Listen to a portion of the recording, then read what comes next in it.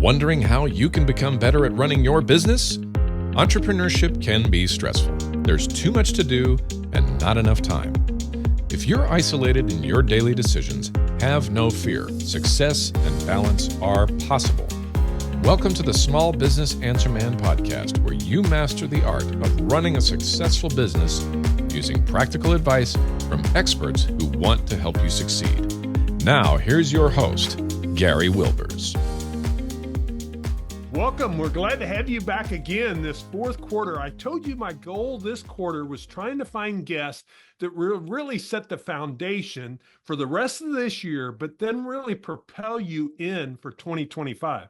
Yes, it's that time. We've got to get prepared for next year. And as business owners, what we do today makes a difference for our companies next year and as we continue to progress on. So I'm hoping to really set those foundations for you. And I think I found that guest again that's really going to help us with that.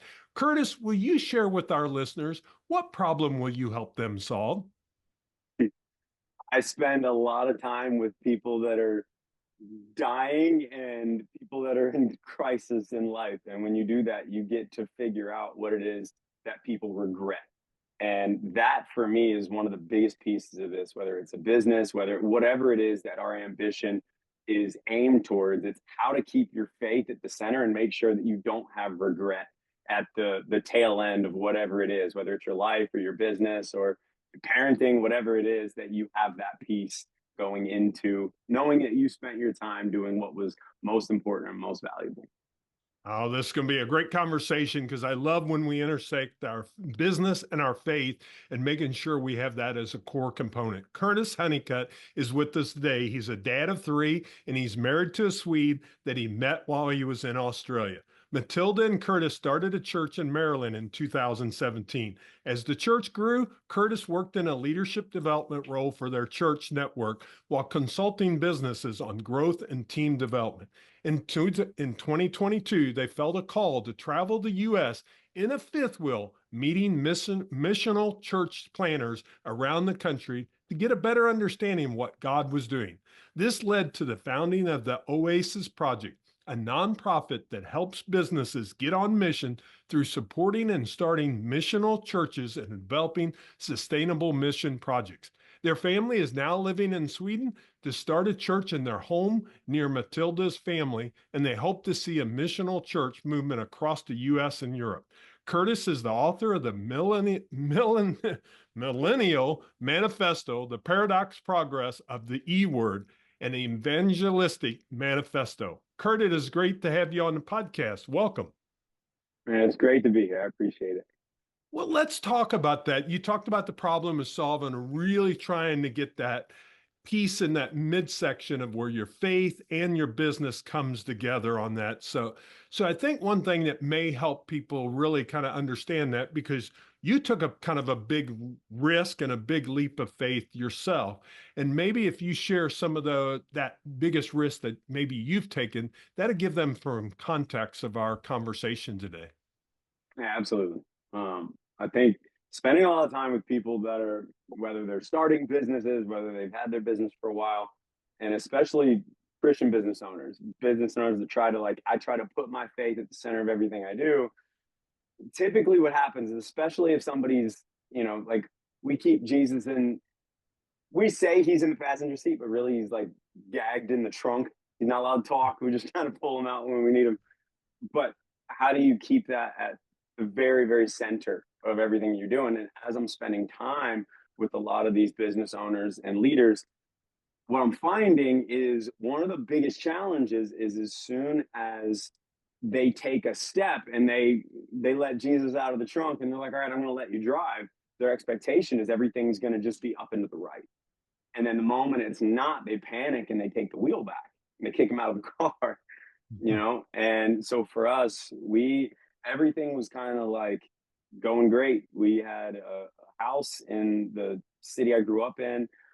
We had a church that was growing very fast. We had a 501c3 that was growing fast that we started out of the church. I was doing business consulting. I was doing some leadership development for our other churches. Like, things were good. We both felt very clearly that God was calling us to the next thing. And we had delegated, and God had kind of brought the next pastors And like everything was lined up to where we were about to take this crazy next step, which was sell everything. And we bought a fifth wheel for 28 grand and started renovating. And we had a little girl and then a little boy on the way. My wife had just gotten pregnant. And right when we did that, I was like 3 months into this process. And I got a text message and a call saying that my brother was shot and killed, murdered. And so as soon as we stepped out thinking this is what God's called us into, it's like tragedy hit, crisis hit. But what we found is in that moment, all the work that we had done the years before on our marriage and building character and all those things that we were rooted in, it became real then, because those are things that we can't control and we can't do anything about that except for the preparation that we take with it's like insurance.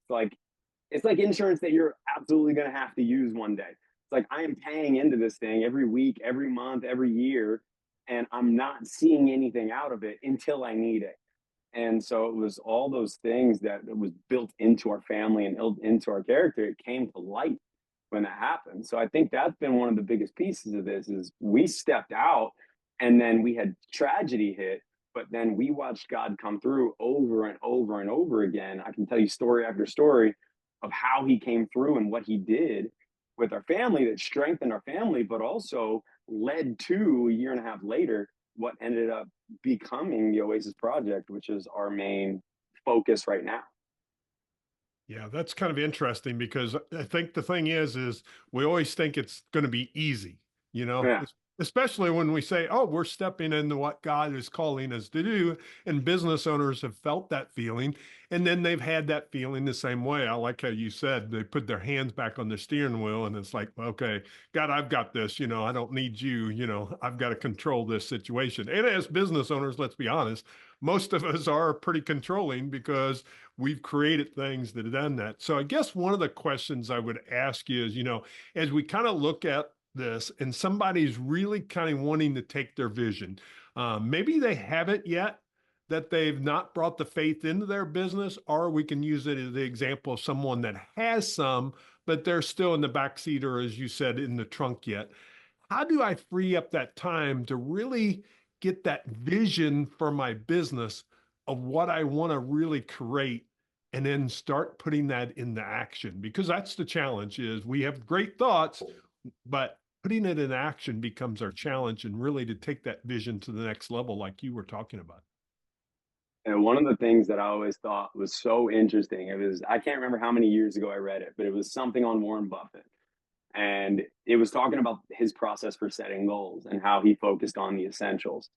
And for him, like once he chooses, I can't remember it was his investments for the quarter or just his goals personally. I don't know what it was. He eats McDonald's every day. I don't think it was like a personal thing. It's probably investment.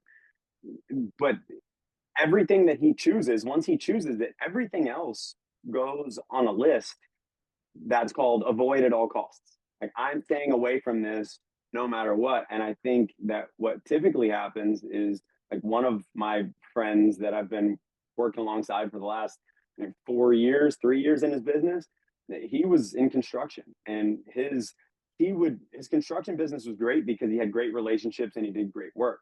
However, most of the calls, the most noisy things that came were his conversations with residential people. But as we started talking, what we realized was in residential, it was the most complaints, the most change orders, the most problems, the least amount of money. Well, then why is that the majority of the business? So then we flipped it, and now the business is all commercial. The only residential things he does basically to help out friends or clients that he wants to kind of keep on board and maintain that relationship. But now he's getting pretty good at golf, and he's spending more time investing in his family. So I think there's this line of if I don't know what it is I'm designed for, and I don't know what it is my company is supposed to focus on, then I don't have this avoid at all costs list. I have this like maybe I can do that too list. And whether it's the goals that we set or whether it is the constant urgent things that come across our desk or the things that come up, we don't focus on the essentials. And if our focus becomes on those essential things, the things that either in our business are the most profitable and the least amount of headache. And or if we can bring the right people, put the right people in the right seats on the bus and let go of the things that we shouldn't be doing, our time starts to free up. I'll give you an example with the church. When we started the church, I wasn't licensed as a pastor. I had no business starting church, but I love God and I was helping this church out. And they had bought this 17,000 square foot building. And I started working for the church through a whole another God story I'll tell you later. You probably heard it before, but it's for another time. So I started actually working for the church when I thought I'd never work for anybody again. And they put me in this position they're like, you're going to go and run this church. First, you have to run the construction project. We got to get everything ready. So that's what I did. And we got a team, we got everything ready. Well, there's a lot of pressure, right? Because it's an expensive building. It's a brand new church plant. It's all this stuff. And when I got there, I had started building relationships with key people. And I'd meet somebody. If I met you, I'd give you a task, something simple. Like, Gary, can you go and help out in the kitchen at this other church that we were going to? And you're like, yeah, sure. Well, let's say you don't do it. Well, then I don't ask you to do anything ever again. But if you do a great job at that, then I give you another task. Hey, can you also go there and give me some intel, find out some of the cool stuff they're doing that you think would be helpful? And then another task, something simple where I tell you to do it. But then it goes to responsibility, task, responsibility. I did that for months as we were preparing for the church plant. Eventually, I had a whole bunch of people, a group of people, a handful of people that I knew could handle responsibility well.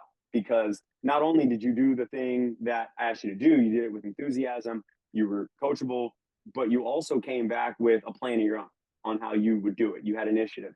Those were the people that I started. So by the time we started this church, understand, I'm running the church. I'm responsible for this thing.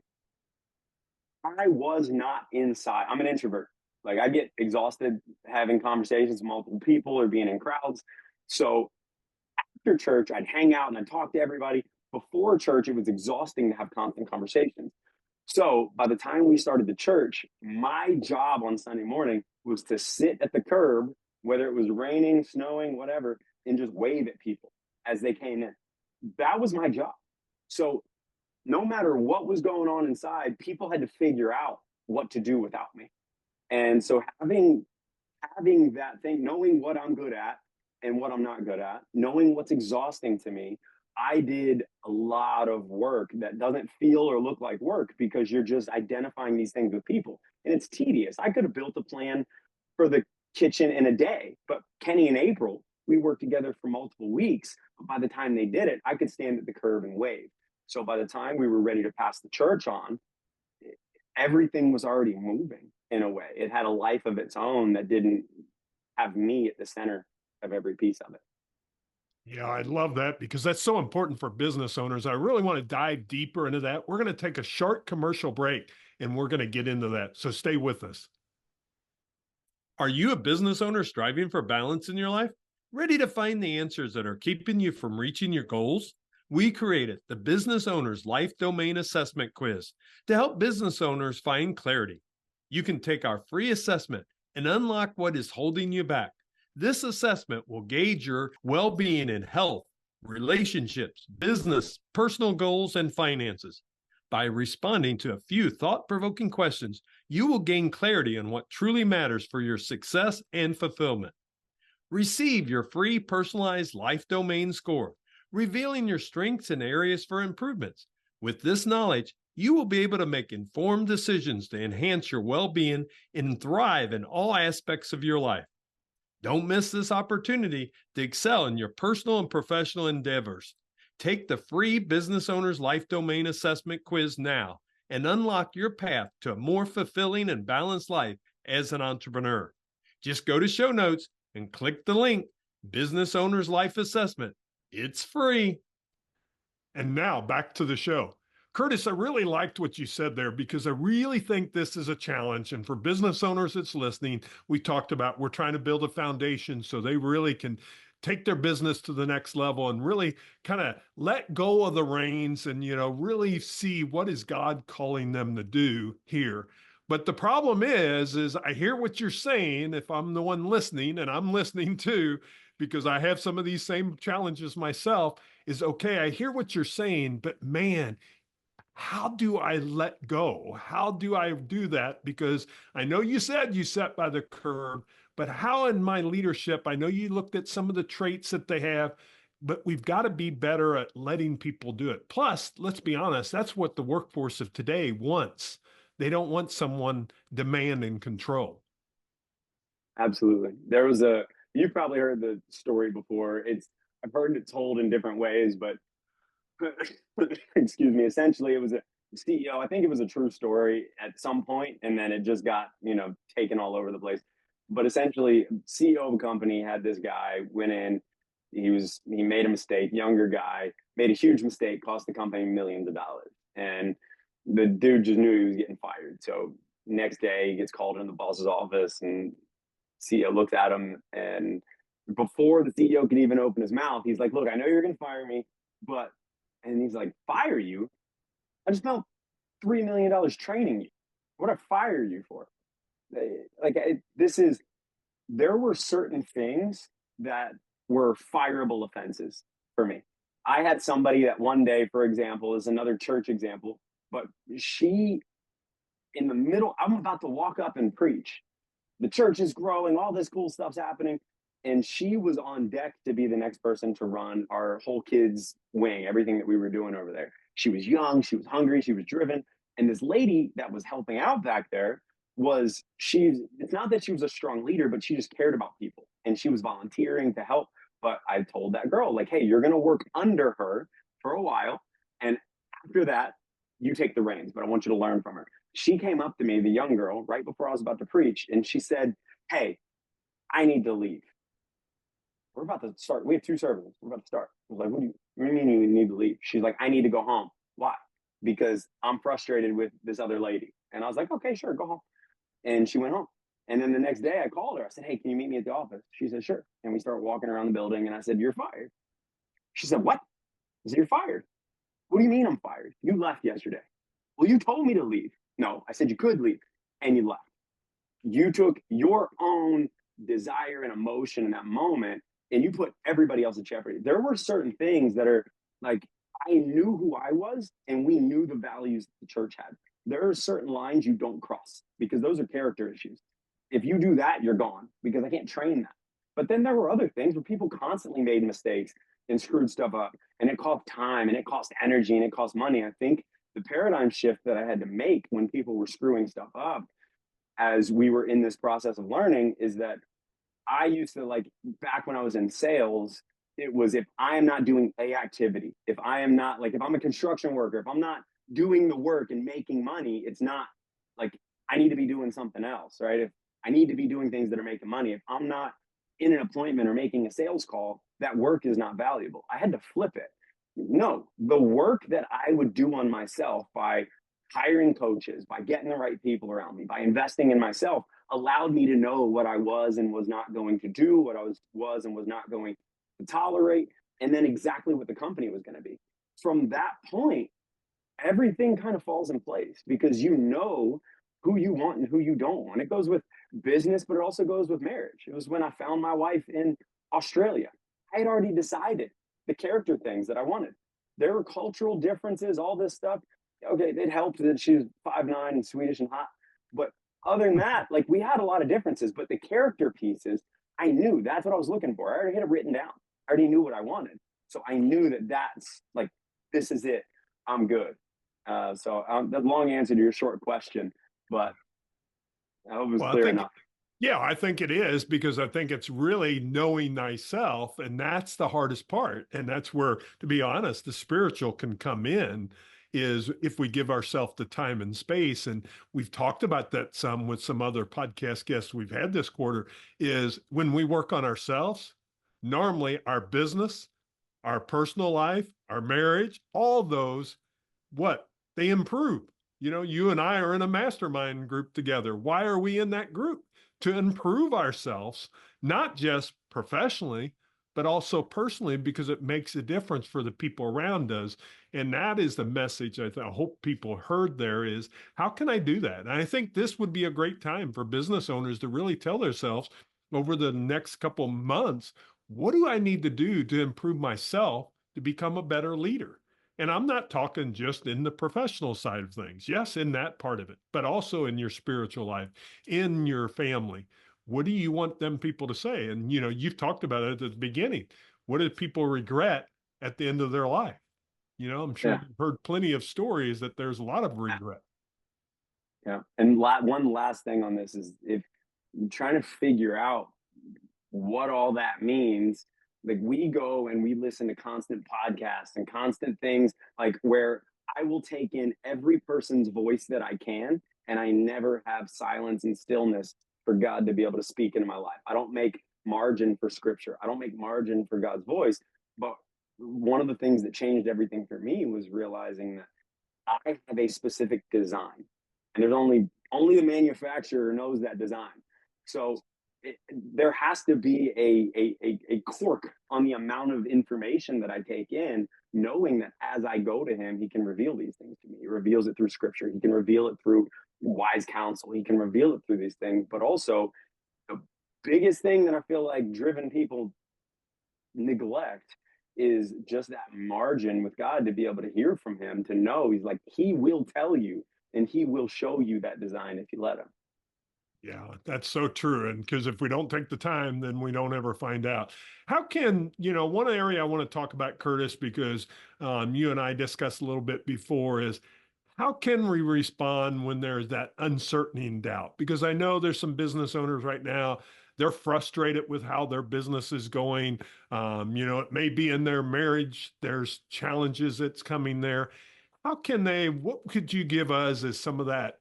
Um, to help us really in that area, because I know there's somebody out there today that either in their business, they're wondering if they're going to make it, or, be quite honest, the other side of it, and probably even worse, is in their married life, that things are falling apart there. How can they kind of deal with that uncertainty and doubt they've got in their life?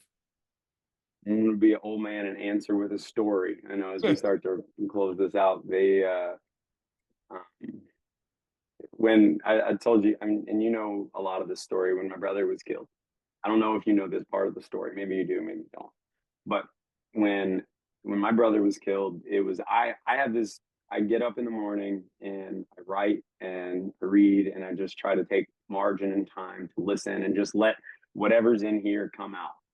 And writing is the doing part of thinking. So I heard said one time. So I just write. It was the week that my brother was killed. I had a marathon scheduled on Saturday, and then we had a sermon scheduled for our whole church network on Sunday. And I ended up running the marathon Saturday, preaching on Sunday. So it was this intense week.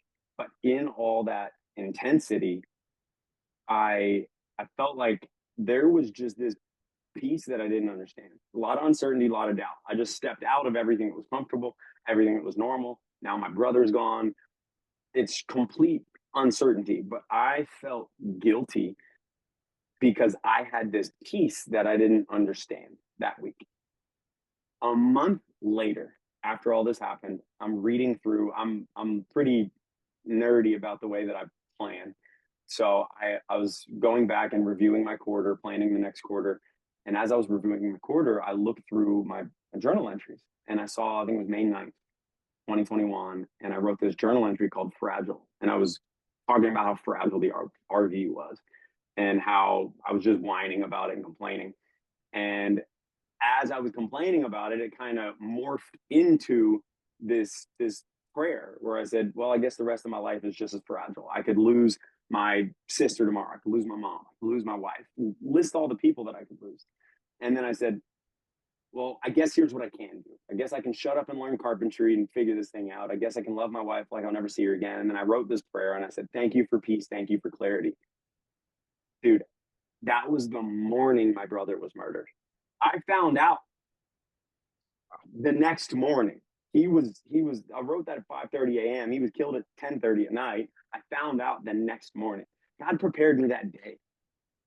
So it's like, it's the things that we do. It's what we were talking about at the beginning. It's like, if I spend this time and I know, that he called me to do this thing, that he called me to start this business, or maybe you don't know that he called you to start the business, but now that you're in it and you feel like you need to be there and you need to make this thing work, not taking the margin to let him actually in the driver's seat and start the process of him crawling out of the trunk, getting into the back seat, getting into the driver's seat.